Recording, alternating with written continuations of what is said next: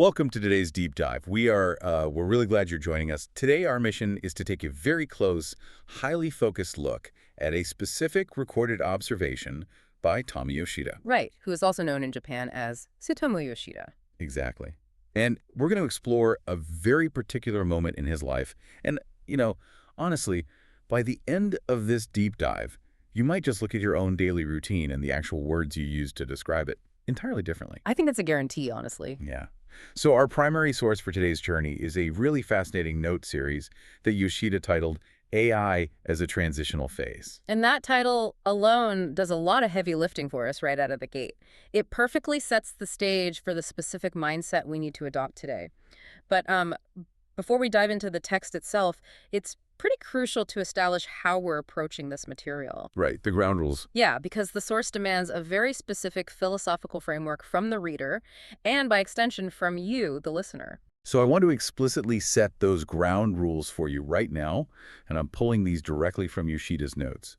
Today, we are not here to evaluate AI. We are not here to teach you how to use it. And perhaps most importantly, we're absolutely not here to reach any firm conclusions about where technology is heading. Which is refreshing, really. Yeah. The philosophy behind this approach is deeply rooted in that operative phrase in the title, transitional phase.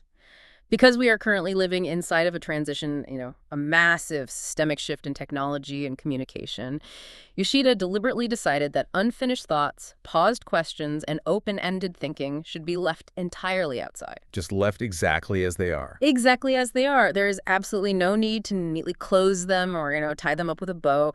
We are observing the messy mechanics of a paradigm shift while the gears are literally still changing. And part of those changing gears includes the language itself, which brings up a really fascinating meta detail from our source material today. You might notice, as we discuss these concepts, that some of the phrasing from Yoshida's translated audio notes might sound slightly unnatural or even a bit uncomfortable in English. Right, and that discomfort was intentionally preserved in the text. It's not a bad translation.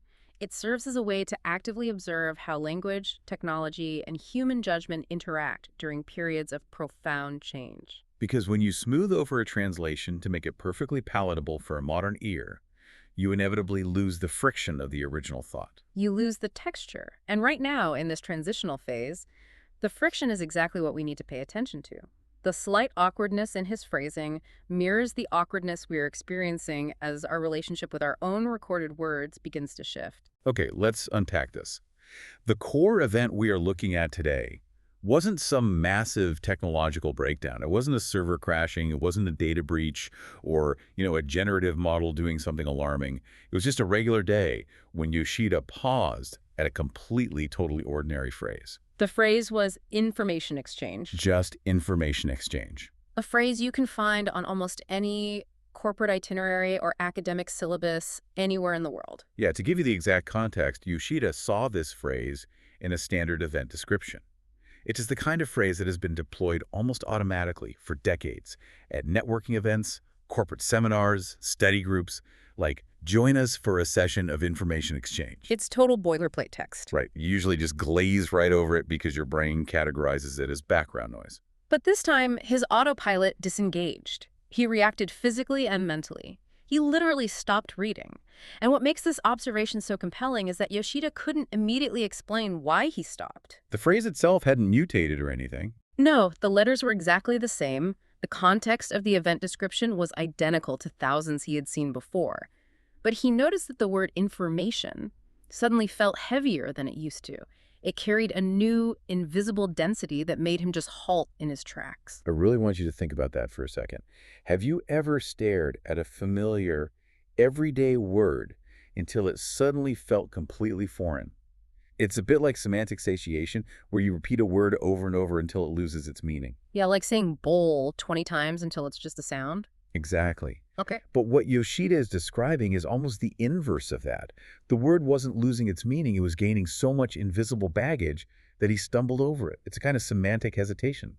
Semantic hesitation is a great way to frame it. He actually says in his notes, "That is all I can say with certainty. It felt heavier." He doesn't immediately rush to diagnose the heaviness. He simply sits with the reality that the gravity of this highly common phrase has fundamentally altered. He's detecting a shift in the atmospheric pressure of the language we use every single day. Here's where it gets really interesting. To understand why it felt so heavy in the present, Yoshida breaks down what information exchange actually used to mean in the past. It was incredibly simple.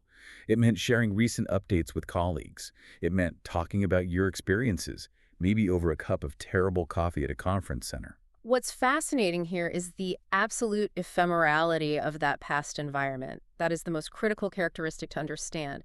Think about the history of human communication.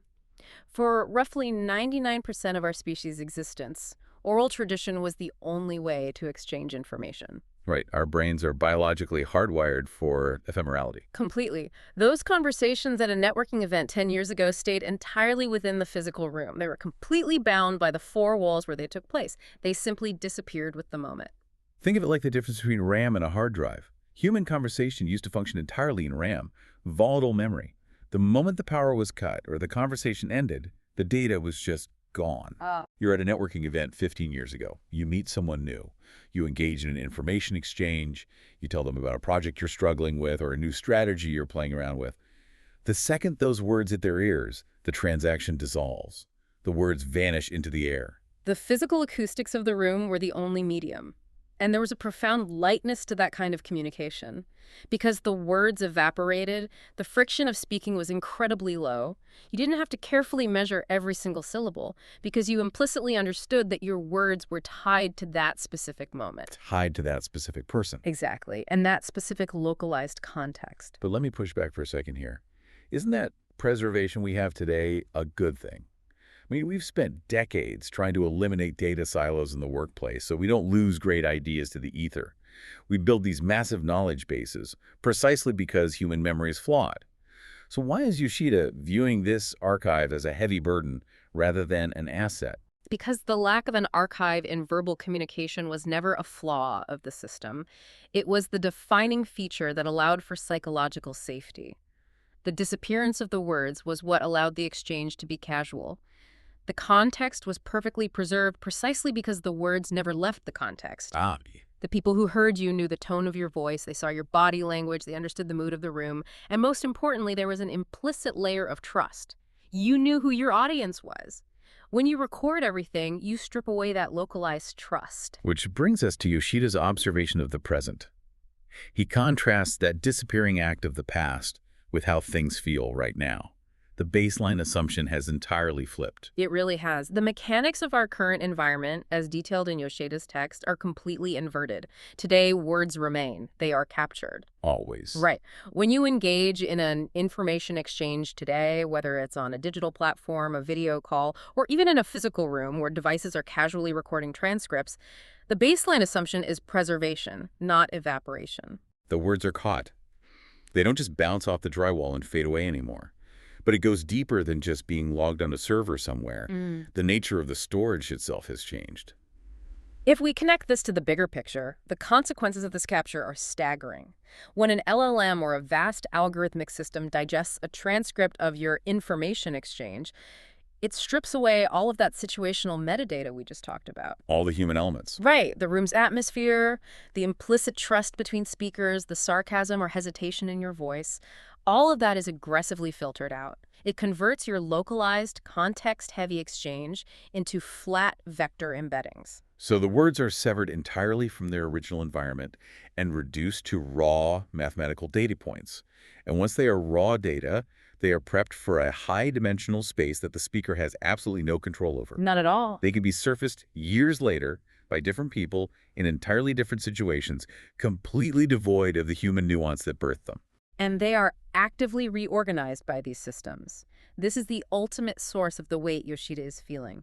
Your words are being utilized to train models, to generate summaries, to create entirely new outputs that you never authorized or conceived of. They become raw material for the machine. Yes. The system is endlessly searching for patterns and extracting value from your casual, off-the-cuff remarks, feeding them into this massive, synthesized web. This is Yoshida's core insight. The real aha moment of his notes. The phrase information exchange looks exactly the same as it did years ago. It has the same number of syllables, it's printed in the same font on the same event invitations, but the environment surrounding that phrase has fundamentally transformed. The container is identical, but the substance inside has turned from vapor into lead. In the past, you were exchanging ephemeral moments with a human being. Today, you are contributing permanent data points to a global algorithmic ledger. It is no wonder he paused. Not at all. His subconscious recognized that the psychological and societal cost of participating in a simple information exchange had skyrocketed. The stakes are simply higher when the microphone is always on. So what does this all mean? How does Yoshida react to this realization? This is where I think his notes are the most intellectually honest. Yeah. Because he doesn't jump up on a soapbox. He embraces complete vulnerability and self-doubt. He isn't angrily declaring that technology has ruined the world or that we need to go smash the servers. There is a real intellectual humility in his admission. He actively questions his own reaction. He writes, "I am not saying that something is wrong. I'm not even sure that my discomfort is valid." He steps back. He does. He asks, essentially, is this a genuine paradigm shift or just my own cognitive bias? He acknowledges that his own perception might have simply shifted or that he might just be overthinking a totally mundane phrase. And that self-doubt is exactly what makes this a credible observation to me. I mean, how often do you find yourself wondering if you're making a mountain out of a molehill when you interact with a new piece of technology? Yoshida's doing that on a philosophical level. He's looking at the phrase and thinking, am I losing it, or is this really heavy now? And yet, he takes a crucial step next. He validates the reality of the pause itself. Whether he is overthinking it or not, whether his discomfort is entirely justified by the technological shift or just a personal quirk, the pause itself was a real empirical event. Right, it happened. That tiny moment of hesitation, that sudden breaking of his mental momentum when reading an otherwise ordinary sentence, that is a profound, tangible reaction. It is a physical manifestation of a human being trying to operate in a transitional phase. It's proof that we are in the messy middle. The tectonic plates of our digital culture are shifting beneath our feet, and even if we can't fully articulate the magnitude of the earthquake, our brains still stumble when the ground moves. The hesitation is the data point. This raises an important question, though, and in response to that stumble, Yoshida makes a fascinating choice. He refuses to decide. He explicitly states that he doesn't know if this heavy feeling will remain. He admits that if he looks at the exact same phrase, information exchange, tomorrow or next week, it might feel completely ordinary again. The weight might vanish just as quickly as it appeared, as he acclimates to the new baseline. Exactly. Or it might get heavier. He isn't trying to force a conclusion. He isn't trying to neatly categorize the feeling or write some definitive thesis on the evils of digital archiving and vector databases. He is just letting it be. Which is incredibly rare right now. There is a quiet, profound power in Yoshida's approach. By leaving the question open, he is resisting the modern urge to have an immediate synthesized hot take on absolutely everything. The internet demands that we instantly categorize every new development as either a utopian miracle or a dystopian nightmare. We always have to have an opinion right now. Always. But Yoshida rejects that binary. He isn't rushing to a verdict. He's simply recording the fact that he paused. He writes, "I am simply recording that I paused, and that, for now, is enough." That, for now, is enough. That is a brilliant way to navigate a world that feels like it's changing faster than our biology can even comprehend. You don't always have to have the answer. You don't always need to formulate a grand theory of everything.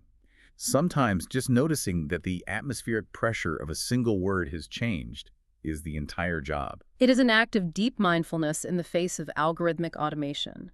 The systems we are building want to reorganize our words endlessly, to pull meaning, sentiment, and patterns at the speed of light.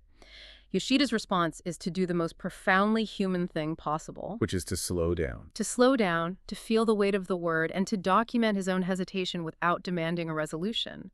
He is prioritizing the human experience of the transition over the technological output of the machine. Let's recap the journey of today's deep dive. We started with a completely ordinary phrase, information exchange, embedded in a mundane event description. But by looking at it through the highly observant lens of Tommy, or Tsutomu, Yoshida's notes, we uncovered a massive hidden shift in our culture. A shift we're all feeling, even if we don't have the words for it yet. Right. We explored how the light, evaporating words of our evolutionary past words that used to just disappear into the volatile memory of a physical room have been replaced. Now our words are captured, severed from their contextual metadata, and permanently recorded to be vectorized and reorganized by systems and AI. The phrase looks the same, but the hidden weight of human language in this era has completely changed.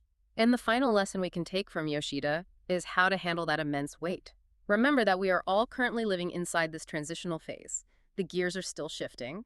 It is perfectly valid to feel a sense of unnatural discomfort when you interact with familiar things. It's okay to feel weird about it. It's entirely acceptable to leave your thoughts unfinished. You can simply observe the massive changes happening around us.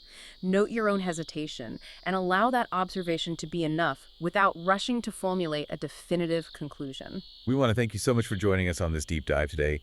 It has been a truly fascinating exploration of a seemingly tiny moment that actually holds a massive mirror up to our entire digital world. It really has been. But before we go, we want to leave you with a final thought to mull over on your own. We've spent all this time exploring how a simple everyday phrase like information exchange has gained a new, heavier weight because our words are now permanently captured and reorganized by systems. So, look around your own life today. Look at the boilerplate text in your inbox, your calendar invites, your daily apps. What other ordinary, automatic phrases in your daily routines have quietly gained a massive new weight without you even noticing? Take care and keep observing.